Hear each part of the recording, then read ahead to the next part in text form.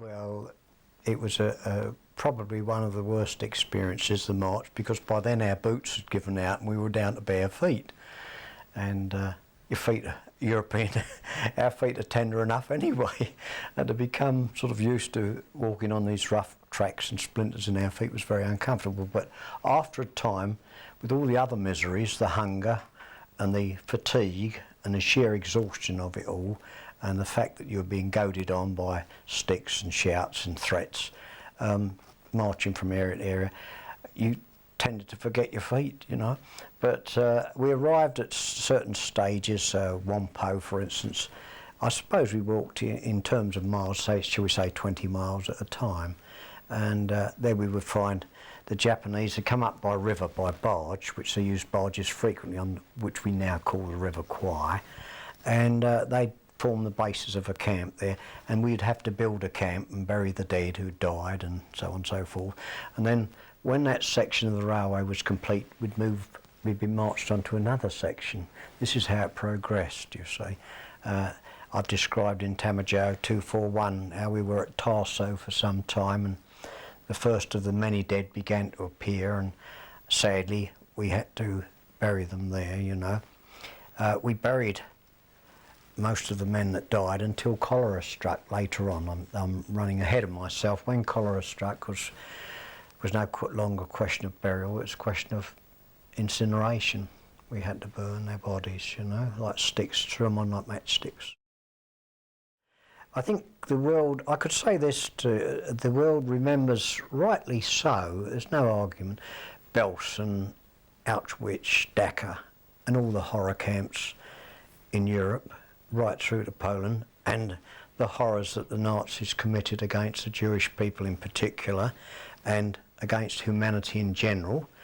But the world doesn't seem to know, not the world doesn't seem to know, I'm sure the Americans and the Australians do, about the infamous camps on the River Kwai, starting with Wampo, Kanachamburi, which we call Kamburi, Chunkai, Tarso, Tonchan, Tonchan South, going up the Canyu camps to Hellfire Pass. And I think that in itself, Hellfire Pass, there is an Australian book there, you can have a look at it, or borrow if you like.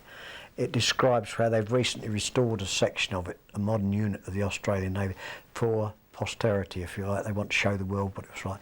It was cut by men, by us prisoners of war, and so many men died during that awful business on Hellfire Pass. We were true to say we were working like slaves, under armed guards sitting up in the shade of the tree, placing their machine guns and what have we down at us, and the guards on the track walking out of the shade whacking us. Their famous word was speedo, speedo, and a few other words they would swear as they whacked us into slavery to continue hacking out the rock and dumping it and making embankments, and made this giant cutting through. And if you ever see this Hellfire Pass, and there's a memorial stone there nowadays, everything's there, it's well worth a visit, you will look in wonder and think how did men who were prisoners of war, slaves, barely alive, manage to do this? And it's a creation. The Japs used dynamite to blow the big stuff, and then we'd have to drill, twist and bang in holes into the rock with chisels and hammers, and they would put dynamite in, and then they would explode it, and some of our guys got injured doing that. And then we would have to clear it, and finally the cutting was through. And I say, any man, any survivor anywhere in the world who went to Hellfire Pass on the Siam-Burma Railway during World War II and went beyond Hellfire Pass is very fortunate, like me, to be alive today. Because beyond Hellfire Pass, Japanese inhumanity to man is almost beyond belief. And I'm talking obviously of the Japanese of my generation, World War II. Can you give us an example? Well, yes. If, for instance, you weren't working hard enough, and Bill Slater, my old friend from Southend, wasn't working hard enough one day, he decided to rest on a spade when he thought the Japanese guard wasn't watching him, received more whacks across the back. If you were sick, no excuse. You say, very sick, malaria, Carl, I've got bad malaria. No excuse, you'll work on sick. There were stages on the Siam-Burma Railway. We never had stretchers as such. The stretchers consisted of 2 bamboo poles and 2 rice sacks. And we at one stage had to carry sick men from the camp, absolutely true, and place them beside the railway, and they were supposed to break stones like this with their hand with a small hammer or catch flies all day long, and most of them were dead when we carried them back at night. Starving, ill-treated, tortured. For the slightest punishment, should you forget to bow to a junior guard, you come past him, you had to walk past. If you want to go to the toilet behind the bushes, you say, "Benjo, Benjo, toilet, bad pain in the stomach." Speedo, Speedo, behind the bushes, and you came back and you didn't bow, you'll get whacked under the jaw and knocked over, and then a good kick in the shins, you know. And blood and brutality was the game out there, and they ruled exactly like that, you know. And the horrific things they did as we transferred from camp to camp are really horrible. I mean, men are doing something exceptionally wrong that I did on many occasions, getting out of camp. Had we been caught, the torturous death we would have suffered, well, it's beyond belief, because they tortured men for the slightest thing. If you answered somebody back and they realised what you were saying, their favourite trick was to tie you to a tree and beat you up anyway, so you were helpless. And we other prisoners would have to witness these things. But I think some of the things that stick out in my mind as we progressed up the railway, the number of dead. We would work all day, we'd come back and they say, the padre would say, well, there's another 22 died today, another 30 have died, malaria, dysentery, starvation, malnutrition. They were on half the rice. The rice was appalling. We would kill snakes and all kinds of things and try to survive that way.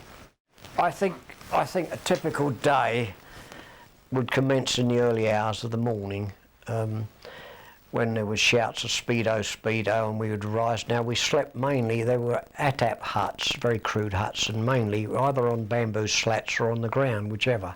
And all we had were rice sacks, nothing else, and it can get cold at night in the jungle, surprisingly. And we would rise. We would then rush to these appalling toilets, which were slit trench filled with seething maggots.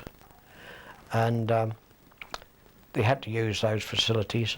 The water had to be boiled in these half-baked ovens in mud by our cooks, they called them. And we would be given a dollop of rice to take in our army mess tin to work on the railway. Then we would collect our tools, our crowbars and hammers, etc. And we would march under armed guard to whatever section of the railway we were going to work on that day. And as the day progressed, of course, it got hotter, it got worse, men got sick, but we still had to go on. How on earth we ever managed to even survive a day, I don't know, looking back with hindsight. It amazes me. I sometimes wonder what the British and Australians were made of, really. It's an amazing thing. Dependent on what section was happening on the railway, had they dynamited, we would then have to use crowbars to move giant pieces of rock to one side, down the embankment. We had little hand baskets to carry the smaller rocks. We'd load them and carry them, tip them down to form embankments either side. And as I said earlier, we would do a lot of chiselling and drilling, and tap and twist we used to call it, where the Japs would put dynamite in for the big stuff. And then we'd have a peculiar instrument called a chunkle, which was rather like a spade the other way around, which would chisel to level the earth prior to the rail tracks, the sleepers and the tracks being laid. And we also had to carry and haul timber. The timbers were cut by the Japanese in the main because they had various kinds of mechanical saws out there, diesel engined, I think. And giant teak trees would be fallen, and it would take 100 prisoners of war each side with a little thing underneath. And you wouldn't think that 100 prisoners on speed would all lift together, and this giant tree would move along and be placed into position. And they used elephants as well. Elephants used to be chains on when we worked in the river, because as I explained to my son, the bridge at Hintock which we called the deck of cards, was an all wooden construction, and it didn't go across the river, it went round the side of the mountain, this craggy mountain, because the Japanese, by taking it round, saved themselves a lot of time cutting through the mountain, go round this, half in the river, half out, clinging to the face, and come back on land the other side. And we had to work 60 or 70 feet above at times. In the monsoon season, when men went over, you'd say to the Japanese, my mate is dead, he's fallen. Speedo, speedo, plenty more prisoners. Speedo, speedo, plenty more prisoners. The attitude, whack, whack, whack. And you stand in the rain, you slip, you'd hang on. And if you're not good at heights, it's not very good either. Or you get another day where you was working down in the water with the elephants, trying to put these uprights in. And so it went on and on and on. These crazy constructions. Never thought they'd take trains anyway, but they did amazingly. Perhaps you could tell us, how did they get the upright? How did they actually get the uprights into the water? Ah, yes. Yeah, well, they used elephants in the main to do this. They had the Japanese engineers, we understood the engineers came as supervisors, and elephants and giant ropes from all over the place would get to a position, locate, shall we say, a mainstay, and the elephants would pull one way and the other way in the water, and then the Japanese would do it. Then they'd do another, they'd do two, and then they'd put crisscross arrangements until the whole framework was literally standing on its own, and then they would join up from there.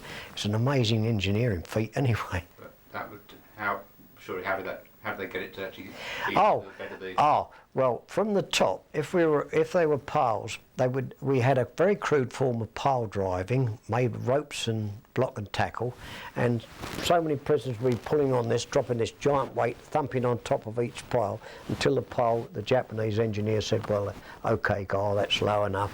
And then the next one, so we'd have prisoners working up on top, prisoners working down below, and then prisoners working on the actual assembly of the whole thing, like a giant Meccano puzzle, right, engineering feat, all in timber.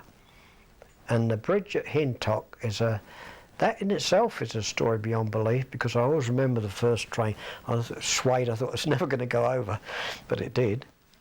And that's... Can you tell us about that bridge, because you were coming on to telling us about how that came to be constructed, and you called it the Bridge of Cards. Yeah, the deck of cards, yeah, that's right. Well, the actual bridge, the real bridge, is at Hintock, but in the book I called it the bridge at Tamajao. There was a smaller bridge there, that very similar thing. And we were weeks on construction on that, and the Japanese decided they would, and they started the way that I've already described, pile driving. They used to cut these giant teak timbers down from the jungle, and we would carry them. I've seen as many as 50 or 100 British and Australian prisoners each side of the timber, with a piece of timber underneath, and then on a shout they would all lift together, and this giant teak would go forward. You wouldn't believe that human beings could do this, and just placed into another position, and then the elephants with chains would take over and tow it into the river, and then began the whole construction thing would go until it went curved right around this amazing, spectacular, craggy cliff, I call it, and on that framework, and then it was finally built, and you'd look at it and you'd think, well, how could human beings, how many men died to do this anyway? And then, of course, there would be the sleepers, the top timbers and the sleepers leaking all it, and then finally the rails would come in, the rails that they brought up from, I understand, mainly from Java. They brought them from the Dutch East Indies by boat to Singapore and up country, that way by rail.